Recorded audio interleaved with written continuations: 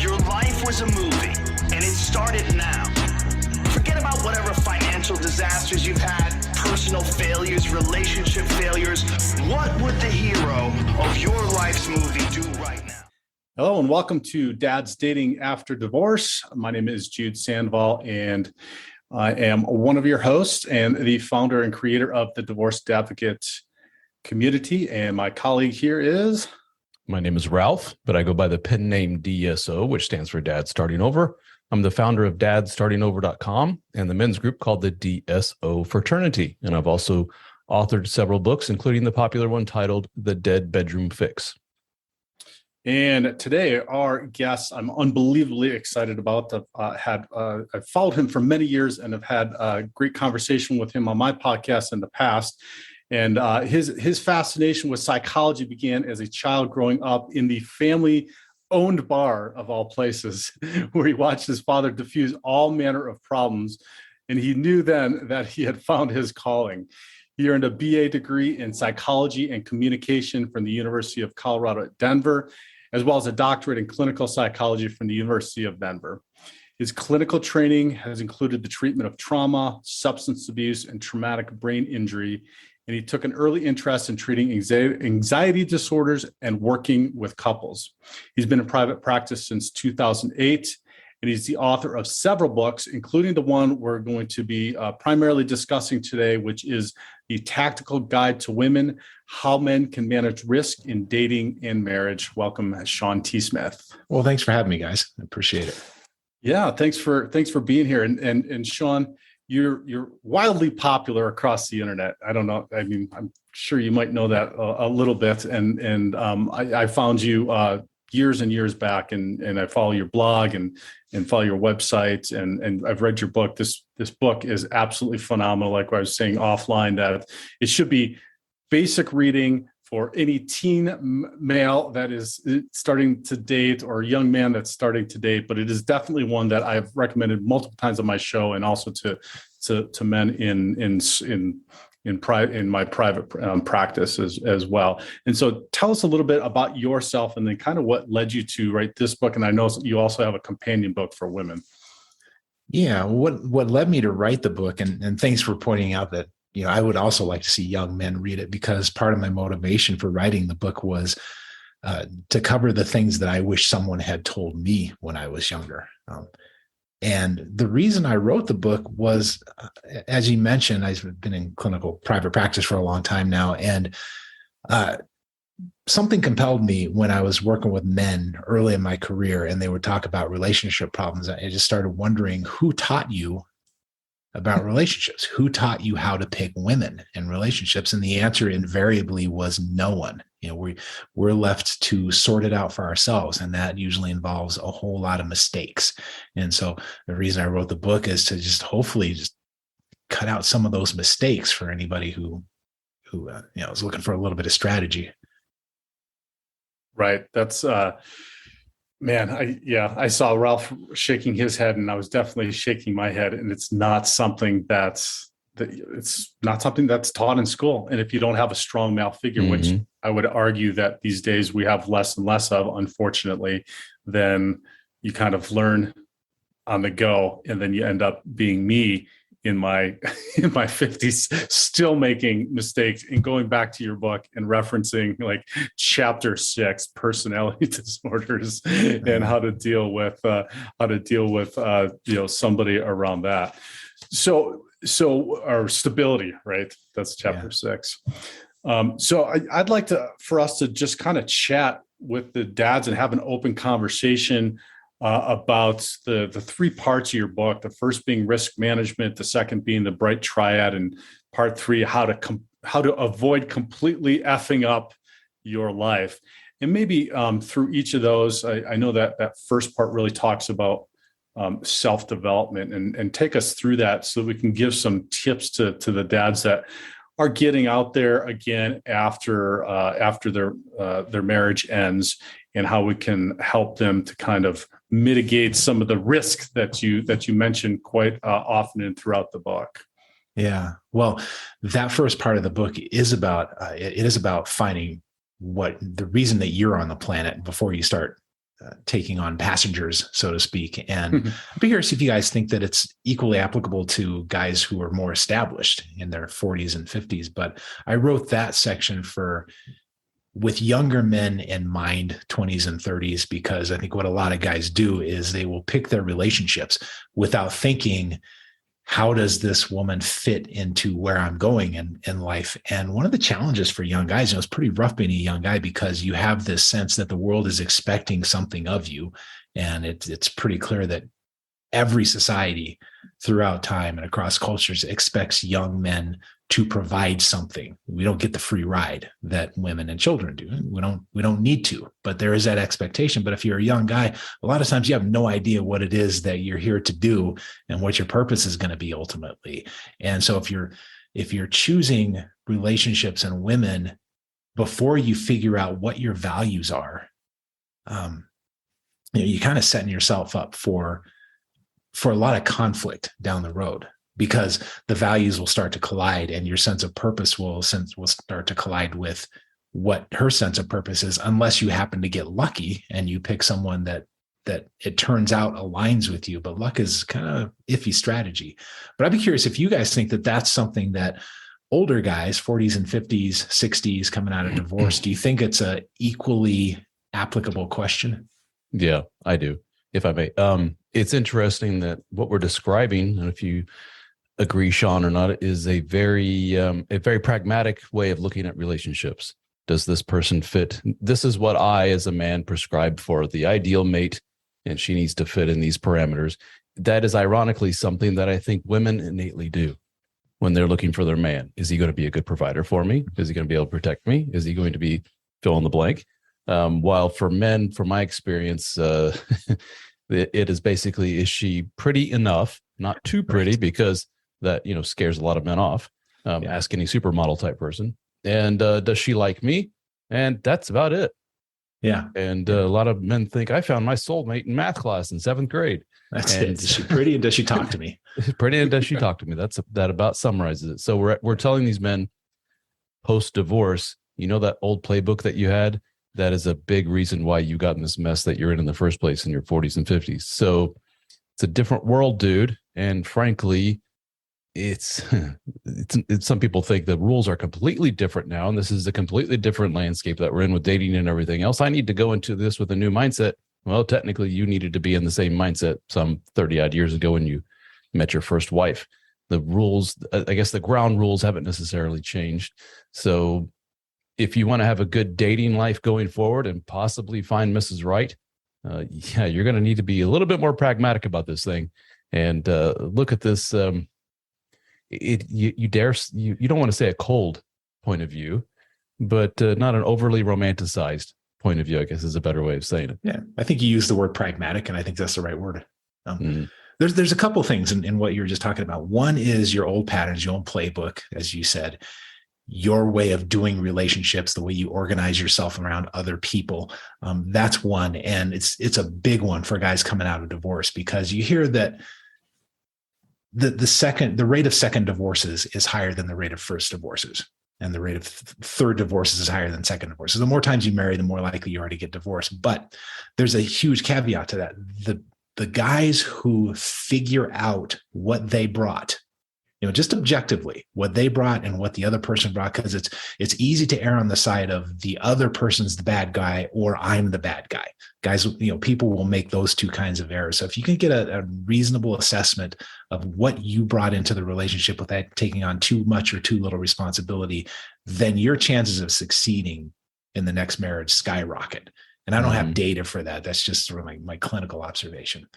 But then the other piece, aside from your relationship patterns and your playbook, is your vision of the world. And I don't know if you guys are familiar with Thomas Sowell. He's an economist, but he wrote one of his many books is called A Conflict of Visions. And in this book, he talks about two ways of viewing the world. And it's not the only two ways. It's just the only two ways that he talks about in this book.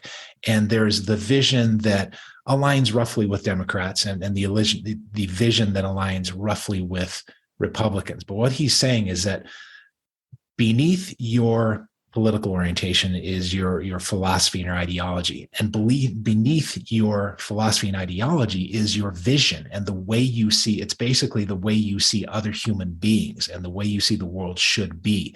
And your vision of the world, taking it away from the realm of politics, the way you see the world informs every decision that you're going to make, from your view of money to your view of education to the view of how you're going to raise your children. And if your vision is not aligned with her vision and vice versa, then you're just setting up a field of conflict for everything that comes along, and not even really understanding where that conflict is coming from, because our vision of the world is so transparent to ourselves, because we're the fish in water. Basically, we can't see our vision of the world unless we start thinking about it. So getting a clear sense of where your values lie and where her values lie. I think when I've worked with older guys coming out of their first marriages, that continues to be an issue for them, that they haven't really thought about their values and their vision of the world and how that may or may not sync with somebody else's values and vision. Yeah, and you covered a lot there, and I wanted to go back to your first point too, which was take the time to learn to understand what you brought to the relationship, what your part was in the relationship, and to do that, do you feel like you need to take time off from dating after your divorce to be able to clearly to work through that, to understand that? Or do you feel that you can do that in getting in a relationship again? Because the big question I get from guys a lot is, oh, I want to get in a relationship that's going to help me to understand myself better. But, is that positive? Is that negative? Do you see something in your practice that's one way or the other is better? Yeah, that's a wonderful question, because I don't think there's not a uniform answer. I think it depends. The only time I would say it's probably not a good idea to do that work within a relationship is if you've been using relationships as an escape and as a comfort for yourself.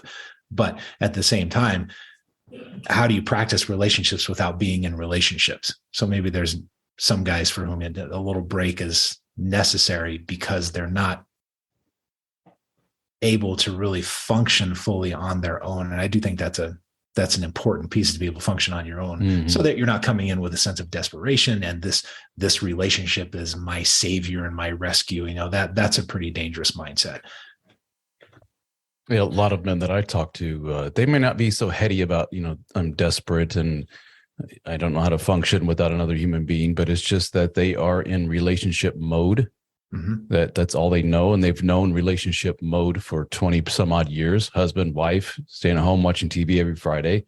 And they want that back more than anything. It's just something that they're familiar with. The single life of going to clubs and bars and meet, it's just, I don't like that. So when they find one that, again, she's somewhat nice and she's kind of easy on the eyes, I will make her wife number 2, like 2 months after I've divorced wife number 1.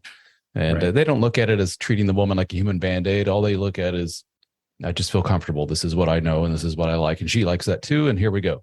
And from what I've seen, human Band-Aid, I like that. About 9 times out of 10, it doesn't end very well, because he hasn't worked through the issues of, you just need to work on yourself, take a time out, think about all these things, stop using these people as human Band-Aids. Sure enough, there's a codependency thing going on here. You need to, what's wrong with being a single dude and date around for a while if you want to do that? But with the caveat of also, there's these other guys that when I say just date around for a while, as soon as they find one, they wipe the slate clean of other dating candidates and say, I'm going to focus on this one, and it's only this one, and they get their heart broken and they go back into their cave and hide for a while because they're heartbroken again. So I guess a case could be made. Jump in the deep end of the pool, learn how to swim, or just take your time, figure out, what's going on between the ears and get that straight first. Yeah. And I think the unifying concept there is figuring out what your motivations and your behaviors are. And if you can do that in a relationship, okay. If you need to do it outside of a relationship, okay. But that's the task. Yep. Yeah. And what you described, Ralph, was exactly me. I just was in relationship mode, got back into another relationship. That one didn't work. Got into another one. That didn't work. Got into another one. That didn't work, until I finally said, oh, okay, there's a common denominator that was working here. And that's me not knowing what it is that I'm bringing that's that's causing all these relationships to fail. And so I need to stop. I need to really take some time and then really go through I call it the seasons, going through a full year of seasons by myself with my family. And I feel like that is a particularly good way to go about it, like right after a divorce, when we're talking with dads, and I'm a dad, in being able to adjust to a new life with children as a single father, et cetera, without having a distraction of another romantic relationship in there that might be so heavy for you. So comment on that, Shawn?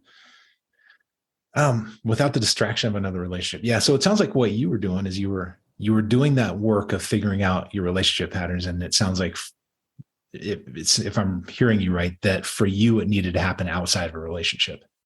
Yes, for sure. Well, I needed to do what you said, which is really take the time, understand what I value, what I want to create, my vision and direction for my life, and then be able to create that life, and then bring somebody in that can complement that and be part of that, without me having to do that in the context of the relationship, of that being part of it. You know what I'm saying? Yeah. Or the driving force behind it. Yeah. Yeah. A relationship can be very distracting from your overall, quote, mission as a guy. When you're head over heels in love, especially when you're fresh out of a divorce and you're hurting so badly and you're traumatized, and now I feel great with this one. It's very easy to push some very important stuff to the side just to focus on Miss Perfect. And I've heard of guys saying, I went ahead and let my ex-wife take the kids, an extra week or weekend because I'm going off to wherever with the new gal. I'm like, oof, be careful. Work gets shoved aside and everything else. And then when that relationship, I was going to say inevitably, not necessarily, will probably fail, then you're left with, oh crap, now I got to clean up the pieces of the mess that I've made from ignoring all these things for so long. For some men, not for all. Right. Let's talk about your second point too, and that ties into what Ralph just said about our mission, and as men, and that inherent masculine nature that we have to be on mission, and creating that vision of the world, and knowing or not creating that vision, knowing what our vision of the world is. And there's some tips, Shawn, that you can give the men in doing that, in working through coming to that understanding and knowledge? For finding your purpose. Yeah, finding your purpose. Yeah, understanding what your vision of the world is, where that aligns, where that falls in the spectrum. Yeah. Curious what you guys think, but I think one of the keys for younger guys in particular, if you're not one of those guys who's lucky enough to know why you're here and what you're supposed to be doing, is to do a little bit of experimentation, and you try different paths. And when you try something, you find out if you like it or not. And yeah, so in my very pragmatic look at the world of relationships, I think one of the worst things a man can do is marry his high school sweetheart, because you have so much growing to do through your teens, through your 20s, hell, even into your 30s. Each decade, I'm just a completely new, different person based upon all these experiences I've had. And to have one person that you meet in high school, for example, and drag them along through all of those changes, and everything will be fine through all of those changes, through her personality changes and yours and your different way of looking at the world. Good luck. I find that the best partners are those that have been through all those things and have navigated all those turbulent waters of life and figured out exactly what it is they want and what their mission or purpose is. And I think they're far more likely to have successful relationships. Yeah, I do think that the earlier you marry, the tougher it is generally. The exception to that is if each of you is very invested in a cultural structure, like a religion. Like if you're both Mormon and you're both committed to Mormonism, then that's a really great framework to work from. You're probably going to grow in similar directions. But something like that aside, it is tough to predict that the two of you are going to grow in similar directions unless you're really clear that you have similar values and you both want to go in the same direction. You both have a similar vision of the world and what you want to accomplish. Yeah, I don't know what the statistics are about arranged marriages, for example, in some cultures. I think that they have a pretty good track record of sticking it out for decades throughout their whole life. Yeah, and I have to imagine that there's some cultural framework there that supports. Yeah, that. I would think so. Some constraints and parameters around the whole thing.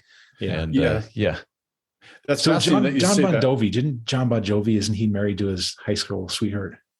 And I don't know anything about that marriage, and I don't know if I'm even talking about the right rock star, but I'd be really curious to know how that worked for them. With a touring multi-platinum male musician. Yeah. Yeah, curious how that works. Yeah, there's got to be some cultural framework that supports that. Well, it's very interesting that you say that, Ralph, because I look back on my life, my dating life, my marriage, and then my post-dating life. And I think back and I feel like it would have benefited me to have married earlier in my life, to have taken that time, knowing, with the caveat of knowing what I know now. Now, that seems to be the challenge, though, and this is why I feel these conversations are so important. Your book is so important, Shawn, is that if I had somebody who had taught me more about relationships like I try to do with my daughters, to talk them through, and I always tell them, like, I'm not an expert. I'm just sharing with you all of my mistakes, basically, so that you can see and try to understand how to better navigate a relationship. But if I had somebody that was helping, and you talk about that cultural structure of families and being able to talk and share with them and guide them through that process. If I had somebody to do that, I think it would have been more beneficial for me to marry younger and be able to work through those challenging and grow together. Because at this point now, Ralph, you've been successful in a second marriage. I have not, and it's been over 9 years now in finding somebody. I find that navigating the waters now, it feels like, and obviously I can't go back and relive life, but it feels like it is much more challenging now than it would have been in my younger years, had I known a little bit more, but also had a little more guidance. What is it about youth that makes it less challenging in your mind? What is it about youth? What it is about youth is those experiences can be problematic to pair bonding, that can be problematic to creating an environment and a life with somebody. If there's, and I think maybe some of this has to do with trauma, childhood trauma, unresolved trauma, a lot of the stuff that you talk about in your book, Shawn, with personality disorders, stuff like that, that mitigating some of that on the back end is because of the experiences that they've had in that time frame. Any thoughts on that, Shawn? Say that again. Help me out with that one. So it's more, it feels to me to be more challenging at this juncture in life, in late midlife, late 40s, 30s, 40s, because of all the experiences that people have taken from their lifetime and going through maybe previous marriages, relationships, whatever it may be, then trying then to come together and mitigate all of that, particularly with kids and family. And again, I'm talking specifically to dads, and try to work through all that baggage, if you will, but just challenges in order to find that spot where you can then go forward and have a healthy marriage and go forward. Yeah, all that history is certainly, I mean, it's a blessing and a curse, because you know where you stand, but in terms of your values and your vision and your purpose, but at the same time, it clearly contradicts with you find out as you get older that what you're about contradicts to some degree almost what they're about, if that makes any sense. Like when you're 18, all the girls are a good fit. When you're 60, almost none of them are a good fit. Yeah, right. Interesting way of looking at it. Jude, going back to your point, is it almost as if you are saying, if I catch a potential partner early on, then there's a far less chance of life in the decades between now and 40 something to screw them up. I can be there early in the process of the courtship and everything else to mitigate some of the nastiness that can happen in the in the future decades, in the decades coming up. Is that what you're saying basically? Is catch them early and I have a better chance of molding them to the relationship that is best? Or not necessarily molding them, but building together. So the mindset would be building together rather than a remodeling project. To use a guy analogy, construction analogy, that you'd be building something together. And while that is challenging, right, because there's who knows where you're going to go, who knows what your passions are and your personality changes, et cetera, you can do that and build together. And if you're proactive, I feel like it's easier to do than going back and doing a remodeling project. I have a background in construction. It's easier to do a new build than it is to go back and remodel or scrape and do everything. I think this is an excellent point to build on, to keep your the construction analogy. Shawn, would you say, let's say, when you look at the spectrum of things that could happen to a youngster that will affect them in the future relationship-wise, trauma, abuse, whatever it may be, are the chances that, let's use the age of 18 years old. You meet a gal at 18 versus you meet her at 40. Jude, you would say, man, I wish I met this gal at 18. It probably would have been, quote, easier. Well, Shawn, is it in your clinical experience that even 18, buddy, you're probably a little late? You need to catch them when they're more like 8 or 9 years old, because we're setting, we're imprinting a lot of things throughout adolescence and childhood and puberty and so forth. If you're thinking catching them at 18 is going to make things better, not necessarily. Where do you think?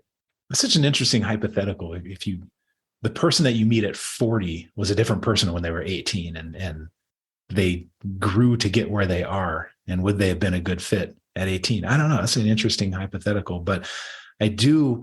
I like this concept of building together. That I guess the ideal couple is that they both come from some place where good relationships were modeled for them, meaning they learned how to handle conflict and come out the other side, and they learned how to build things together. They learned things about shared values and so forth. So if both parties have that, and if both parties are on board with the other party's values, either because they were intentional about it and thoughtful about their choice, or because they got lucky, and they both want to build the same thing, then I think when you're in your 20s and you want to build a family, that's the ideal situation, because you've got the energy, and that's when we're supposed to be building families biologically, is early 20s. And so if you have all those things by way of foundation, then you're going to build something together. And frankly, I think this is how we don't really count successful marriages very well. My sense is that most marriages that start off that way with good shared values, either through intention or through luck, that most marriages work out pretty good. And part of it is they've built something together. And so it's not that they're each growing on their own. It's that they're influencing each other, and they're becoming more and more like each other as they go along in terms of values and purpose. Mm-hmm. I often use long-winded answer. Sorry. No, I like it. I often use in my writing and stuff. I break it down and make it a little bit more technical in saying, when you're looking for a partner, you want to make sure that they have the disposition, personality, and skills needed to make a long-term monogamous relationship work in today's framework, in today's society. It's a little bit different than it was 20 years ago, for sure. And one of the things, very simple, is temptation to cross the line and go to inappropriate territory. By my estimation, oh my gosh, it's more than it's ever been. I have a supercomputer phone here in my pocket that I can literally pick up and talk to any woman all over the planet if I wanted to. That's a lot of temptation for a guy that doesn't have much in the way of boundaries. Same for the opposite sex. So I say, look for somebody that has those shared values, if you want to call it that, or as I say, the skills and the know-how to navigate. And from what I've seen after talking to 1,000+ dudes one-on-one is, how do you determine if they have those skills and stuff? Well, look at mom and dad. What was their role model growing up? What was their foundation growing up? What did they see? If you talk to a gal and she says, oh, my mom, she's a narcissist alcoholic, and my dad left and he abandoned the family and stuff, she's probably not going to have, as terrible as to say, the chances are she's not going to have the relationship skills that a woman who says, my mom and dad are the most loving, sweet couple ever, and they've been together for 50 years and they're amazing. I hope to be like that one day. If you're a betting man, what you're going to go with is being the potential good lifelong partner. Yeah, certainly easier for the second example there. Yeah. But yeah, that's in the tactical guide. I talk a bit about emotional maturity and looking for exactly what you're talking about, the skills to navigate conflict and temptation and that sort of thing. And one of the biggest elements there is time, because people can make a good impression for a while, but it gets harder and harder to maintain an illusion. And so with time, you're able to look at all kinds of variables, like what is their family like? If their family had some troubles, did this person do the work to overcome them? What are their friends and what are their friends like? And how do their friends relate to them? And what's it like to travel with this person? And what's it like when this person gets really pissed off at me? Do they handle it like an adult or they handle it like a little kid? And the more time you spend with somebody, the easier it is to get a baseline of their behavior, their maturity, their stability, their mental health. And so people always ask, well, how long should you date someone? And my answer to that is that, okay, we go through this honeymoon phase in a relationship, or an infatuation phase, where we are motivated to see the best in the other person and to downplay the worst in the other person because we are idealizing them, got them on a pedestal, and vice versa. And so it's all a big smoke show, right? Or a big smoke and mirror show. We're not seeing the world correctly. And we know that this shows up in brain chemistry. Like there's some really rough indirect measures for how the brain changes when we're in that infatuation phase with somebody. And we're literally under the influence of different brain chemistry. We've deviated from our baseline.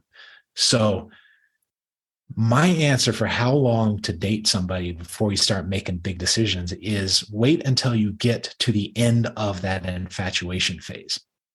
And you have a good indication that you're getting to the end when the other person starts to become three-dimensional to you. In other words, they're not always perfect. And all the little things that you used to find charming, like how much time she spends getting ready to go out, now it starts to get a little annoying because you're always late. And so you start to get the other side of them. That's a good indication that you're coming out of that infatuation phase. And then just as a nice round figure, I suggest a year after that, because now you see them a little more clearly. You haven't seen them clearly up to this point.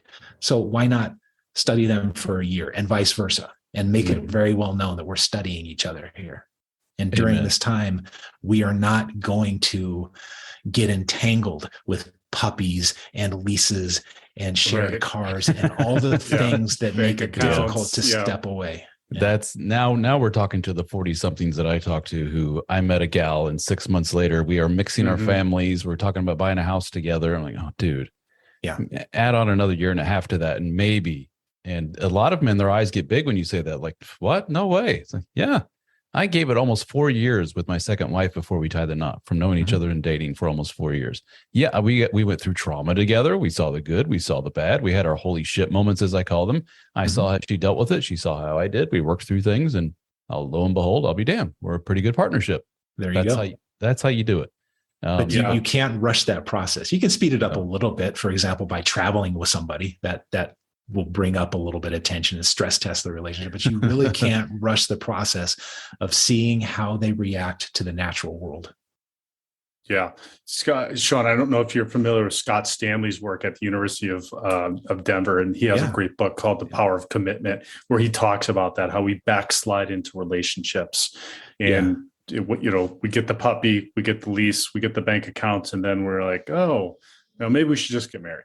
Yeah, his research was a big influence on that point in my book. He talks specifically. The word entanglement is his word. Entanglements are things that make it hard to back away from a relationship, and then the momentum carries you forward. And then the next thing you know, you're at the altar and thinking, "Holy shit, how did I get here?" Right. Intentionality is huge, particularly at this point in our life, being dads and having children that will be impacted by the choices that you're going to make in this next romantic relationship. And that's something that I feel like we need to take great care around, because they're getting to see now, this can be an opportunity. This can be an opportunity for modeling a good way in which to get through this challenging time and do the work on yourself, and then potentially find another relationship that then you can model that's more positive than the one you may have had with your ex, or it can go the other direction, which is a train wreck, and you just continue creating trauma and difficulty and challenges and showing the wrong way in which you should do that for your children. So it creates this generational thing, not to put too much pressure on everybody out there listening, but it is an opportunity if you do it the right way. Yeah. And it's a lot easier to handle a train wreck if you haven't shacked up. Yeah. Yeah. Yes, exactly. Well, let's talk a little more about that, because that's you mentioned maturity, and that's one of the part two, the bright triad. Tell us about the other two parts of the bright triad. Well, there's maturity, which is what we've been talking about, ability to handle conflict and so forth. The ability to act like an adult when things get difficult. I talked about clarity, which is how clear is she about her intentions? Meaning, does she know what she wants out of life? And really importantly, can she state what she wants assertively with you? Because guys get in real trouble. It's easy for women to become martyrs in a relationship, and it's easy for men to let them become martyrs in a relationship. And I've seen this pattern, God, I don't know how many times, where he'll play along as she is putting her interests on the back burner for him. But of course, she's going to get resentful eventually. So clarity has a lot of layers to it. From, can she tell you what she wants in the moment, so that you're not trying to figure it out, and you're just muddling around trying to figure out what's going on. Can she assert what she needs in the relationship in a larger sense? Like, what does she want from you in terms of your time and attention and so forth? And also, where's she going in life? Because she's not clear about, does she want kids? Does she not want kids? Does she want to work? Does she want a career? All these questions that women are told that they can have it all. Men are not told that we can have it all. We know that we can't have it all, but women get this message: you can have it all, girl. Yes, queen. Right. You can slay it all. And it's bullshit. You can't have it all. You have to make trade-offs in life. So is she clear about the trade-offs that she's making? And does she understand that she's making trade-offs? So there's that component of clarity. And then I talk about mental health.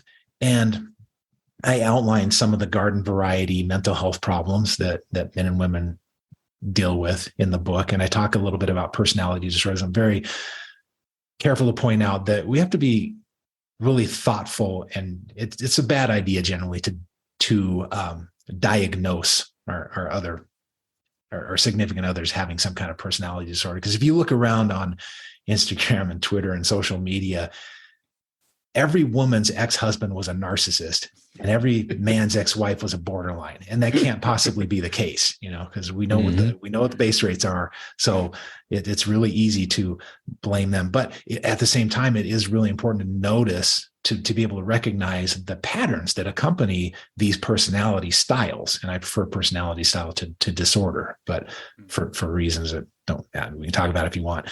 But I think one of the main points in that discussion of mental health is that her struggling with something like depression or anxiety or substance abuse or just the garden variety stuff, that's not a rule out in my mind. Maybe it's a rule out to you. I don't tell anybody how to run their relationships, but I think a useful way to think about those kinds of problems is, did she handle it? Because if a person handles that kind of problem, they actually come out the other side a better partner than they would have been if they had never faced a difficulty and learned how to overcome it. So it's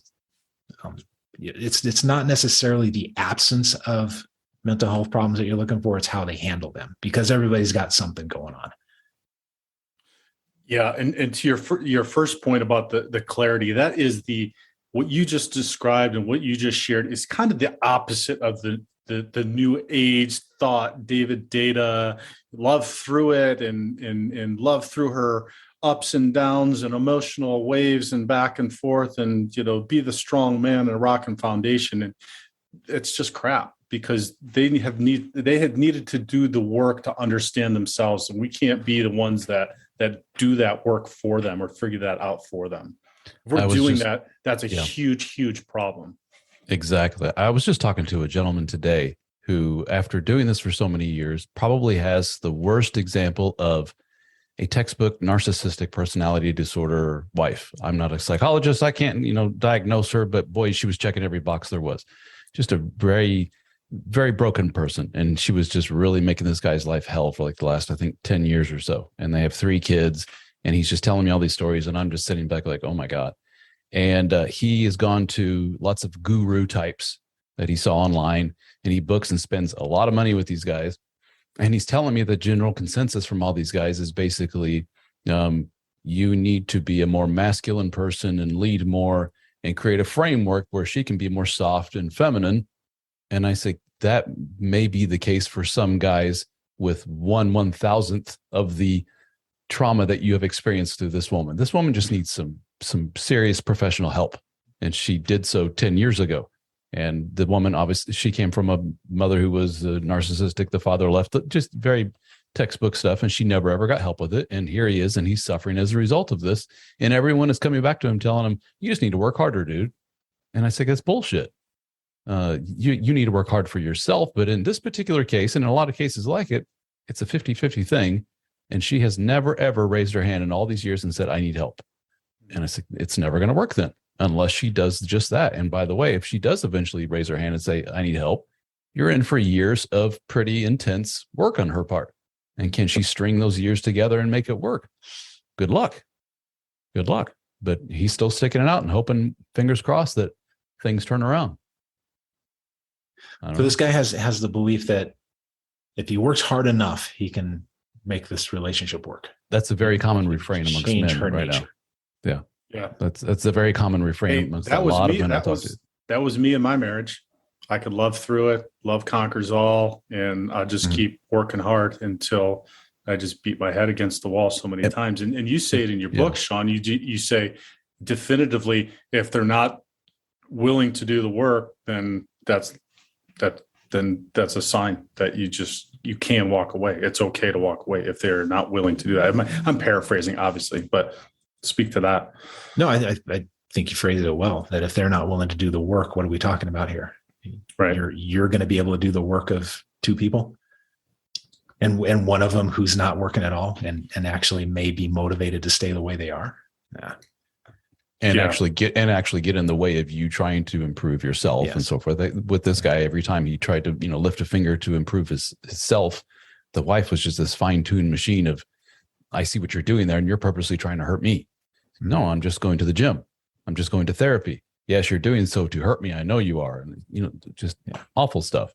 And I feel for the guy, but I hear that far too often, which goes to a larger picture question, if I may, of there is also a giant online presence of men right now, not necessarily our age, 40s and beyond, younger guys too, who are listening to everything that we're saying about what it takes to make a relationship work, finding a woman, and they're hearing a lot of work. Mm-hmm. And their eyes are just glazing over saying, dude, I don't know if it's worth it. And they're just literally backing out of the relationship game. Mm-hmm. And they call themselves MGTOW. I don't know if you're familiar with this. It's a very loosely organized group of men going their own way, and the other variations of whatever you want to call that, a movement, if you will. Yeah. And boy, they can't shut up about it. They don't see the reason for this. They don't like the idea of interpersonal relationships. They see no upside. It's, just all risk and no reward. And they evangelize this to anyone who will listen over and over again. And they just, thoughts on that, Shawn?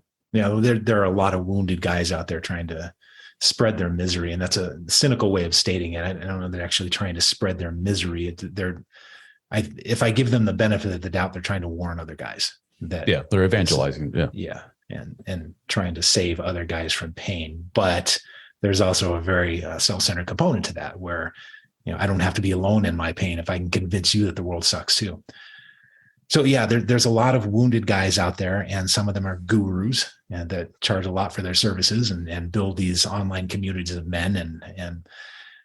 But I'll set that aside. To your other point about men getting this message that it's all work. Yeah, I see it in the David Data stuff, and David Data's got a lot of good positive message to offer that around female nature and male nature, and that you can coexist peacefully with this, I think, is part of his message. But there is also this component you're talking about where if you just work harder, you'll make it work, which is that's a very masculine trap to fall into. If I just work harder, I can rescue this girl. I can fix this relationship. I can change the world in terms of, I can change her world. But also from my profession of clinical psychology, And there's two sides to my profession. There's a clinical side and there's the research side. And the research side gets all the press because they do the study and so forth. And they're almost like two entirely different professions, because we're mechanics in the trenches and they are thinkers in the ivory tower. And they if they're good communicators, they can get a lot of press. But the way the research side of my profession treats men is absolutely disgusting. It's shitty. It's repulsive to me. For example, there was a recent blog post on Psychology Today, and I forget the author's name, but he's a psychologist, and I don't know his resume very well. I don't know if he's more of a clinician, actually, I think. Then it doesn't matter. He's a psychologist. And his message to men was, women are expecting men to come in with good relationship skills increasingly. They have ever rising expectations. And so men, you just need to step up and you need to do better. Now, he didn't have any specific recommendations on how men can improve their relationship skills, whatever that means. He didn't even really define what that means. So his message to men is, you're doing it wrong. Shame on you. Do better. No recipe, no specificity of exactly what men are doing it wrong. It's just this message of shame, work harder, shame, work harder. And so guys are getting it from all sides. They're getting it from my profession, which treats men like a disease. They're getting it from the data side, even though there's a lot of good messaging there. And in the red pill community, there's a lot of good messaging there. But again, the other side of that is, you just have to work harder. You just have to be better. You just have to try harder. And it's the male trap of trying to rescue writ large on a societal scale. So who can blame guys for joining MGTOW or for becoming incels and saying, like you said, it's all risk and no reward? Well, Shawn, I would even posit that we're doing that at a young age with our young boys in schools, teaching them, saying, be more like a girl. Be quiet and don't embrace your masculine nature of rowdiness and running around and jumping and being loud or taking risks or any of that stuff that is masculine nature, and telling them, be more like, sit quiet and be more like the girls, or obey or be obedient. And then so now we have, I would say, more than one generations now that have grown up like that, because that was part of my issue is, it's not good to be a male. It's not good to be masculine, to achieve, to just have that aggressive nature of challenging life and going out and getting it. And then then exactly what you talk about is how when we get into a relationship, we have a failed one, then we start another one. And so in the context of the dads listening that want to date again, maybe if they see that is they're in a relationship with a woman who just has that mentality, that is, she's just not going to make the effort to do something, to make a change, to talk about things, to figure out the skills or better communication to do that. That's maybe one of the primary or first red flags to maybe I'm out of this. Yeah. And so an alternative to that maybe is to be skeptical about the messaging. So part of the messaging from the David Data camp, and again, I like his work, but part of it is women bring chaos. They bring emotional chaos. And your job is to be the center of this, the eye of the storm, or however he might phrase it. Well, there's some truth to that. Women have a little more emotional. I don't want to say this, a little more emotional chaos on the surface than we do. And part of that, I think, is predisposition. Part of it is socialization, but whatever. Women are going to bring a little chaos in your life. Any human being will, but women will bring a little chaos in your life. So, okay, that's a useful message. Part of the message from the red pill community is women never take responsibility. Okay, well, maybe there's a little truth to that. Maybe societies don't hold women to the same level of accountability to which they hold men. There's some truth to that. But the flip side of that, and what gets lost in all that, is that there are women out there who do take accountability, who are growth oriented, who are attentive to their relationships, and they care about people and they want to feed people, spiritually, physically, however you want to put that. There are good women out there. And that gets lost if you get sucked into any extreme version of these messages. Right.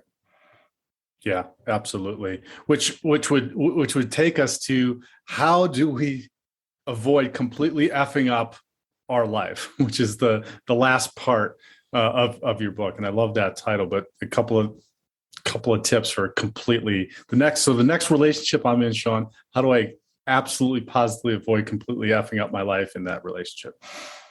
Honestly, I'm having trouble recalling what I wrote in there, but off the top of my head, the thing that comes to mind is just being aware of your own relationship patterns so that you don't just keep repeating them.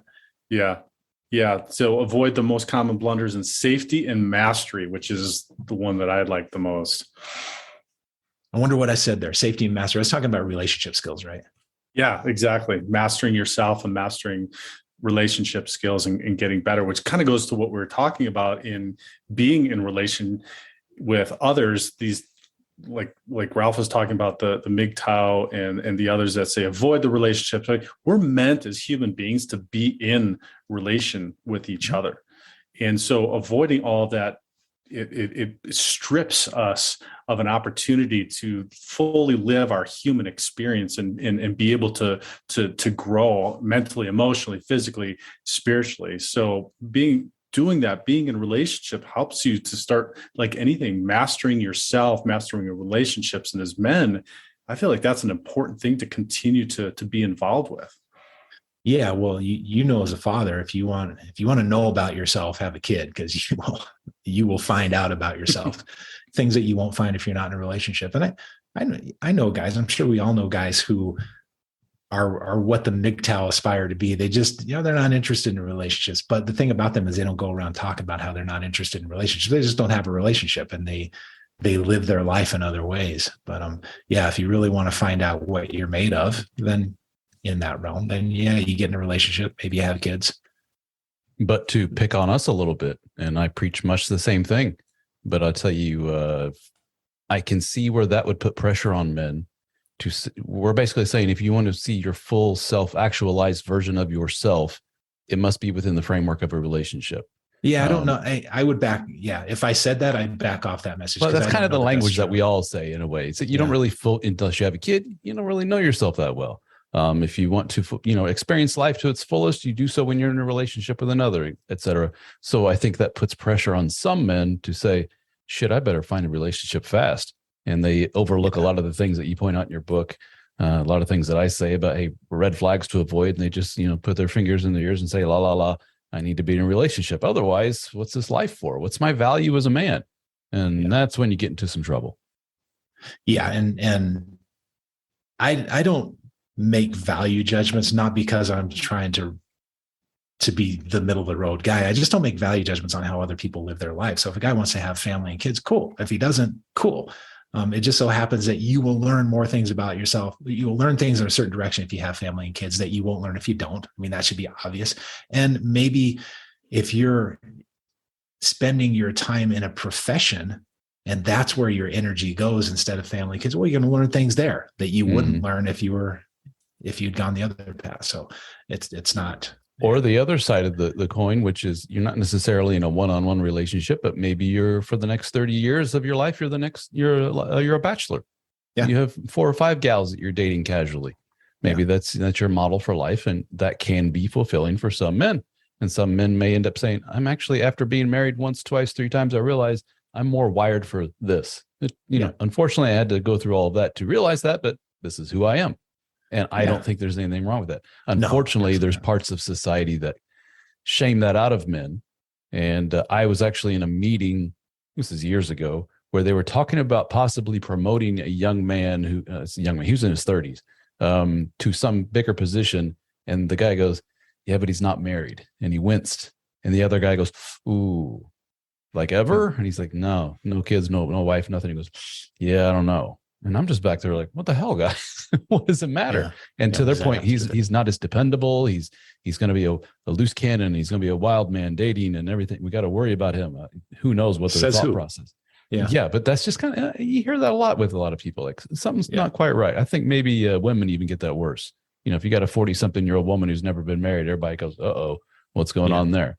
Yeah. So it's crazy cat lady. Yeah. Crazy cat lady. That's right. The wild ant. Yeah. The only thing I would caution guys is, if you're going to go that path of no family, no kids, just be attentive to the fact that someday, if you're lucky, you're going to be 70, 80, 90 years old. And you're not going to have that component of your life. And if you're cool with that, then cool. I have no value judgment about that, but don't ignore the question. Yep. Exactly right. Shawn, thank you so much. This was such a phenomenal conversation. Ralph, do you have any other questions, any other comments? No, sir. This has been a pleasure. I apologize. I have not read the book, but I plan on it. Absolutely. But no need to apologize. There's a lot of good books out there. There are. That's one thing I've noticed in a psychological point of view here, or left turn here, is that, wow, men love to read these nonfiction books when it comes to how to better navigate the relationship world, how to be a better man. I know dudes that have read like 30, 40 some odd books on this topic. I'll tell you a quick story about that. Describing me. Well, it's describing a lot of guys. A long time ago, before the gatekeepers in publishing the gatekeepers came down, or that was an awkward sentence, but you know what I mean. But back when there were gatekeepers, I think. Yeah. Thank you. And I traditionally published a couple of books through New Harbinger, a couple of decent publishers. And I went to my editor one time and I said, I want to write a relationship book for men. And the answer was, men don't read relationship books. Like, they wouldn't even consider it. And I have taken great satisfaction in how wrong they were about that. Because for one thing, it's just nice that they were wrong. The guys do read. The guys are interested in this, but also it's kind of nice. I had a little schadenfreude there of, I was right and you were wrong. Guys do read this stuff. And Absolutely. thank God that I self-published, because you make a lot more money that way.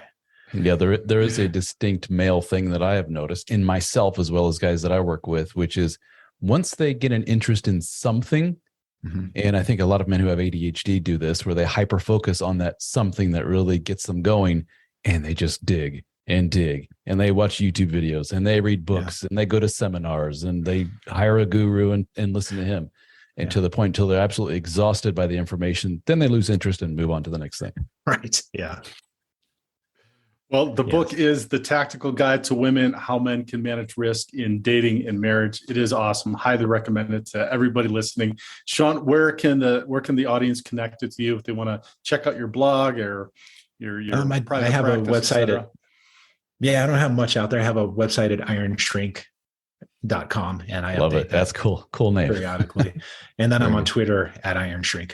That's about it. Got a small YouTube channel.